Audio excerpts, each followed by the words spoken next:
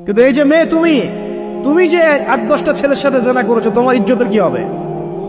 তোমার যে সতীত্ব তুমি নষ্ট করেছো। তুমি তো বিয়ের পর কোনো ঘরে গেলে সে হাজবেন্ডও বুঝতে পারবে তুমি আর সতী সাথী নও। তখন তোমার কি হবে? আর এটা যে এত ভয়াবহ মহামারী আকার ধারণ করেছে না, অনেক ক্ষেত্রে দেখা যায় স্বামী অফিসে যাওয়ার সাথে সাথেই বয়ফ্রেন্ড বাসায় হাজির। এই যে বাক্সে বাক্সে বন্দি জীবন বললাম, বাক্সে বাক্সে বন্দি ফ্ল্যাটের ভিতরে তো ঢুকলে আর বোঝা যায় না ভিতরে কি হচ্ছে। কত ফ্ল্যাটে যে জেনা হয় এখন এই শহরে, আল্লাহ ভালো জানে। এই ফ্ল্যাটের প্রত্যেকটা ইঞ্চি ইঞ্চি মাটি আল্লাহর কাছে সাক্ষী দিবে।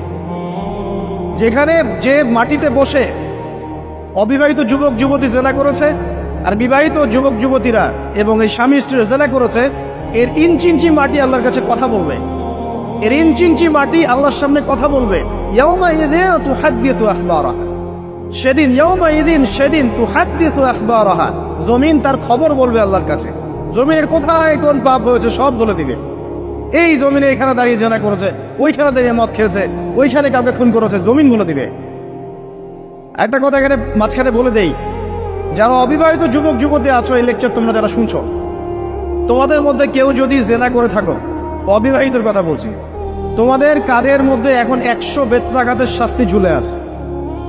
সূরা নূরের 1 থেকে 3 নম্বর আয়াত পড়ে দেখবে, অবিবাহিত যুবক যুবতী যদি জেনা করে তাদের শাস্তি হচ্ছে 100 বেত্রাঘাত, তাও জনসমক্ষে, এবং এক বছরের জন্য নির্বাসন।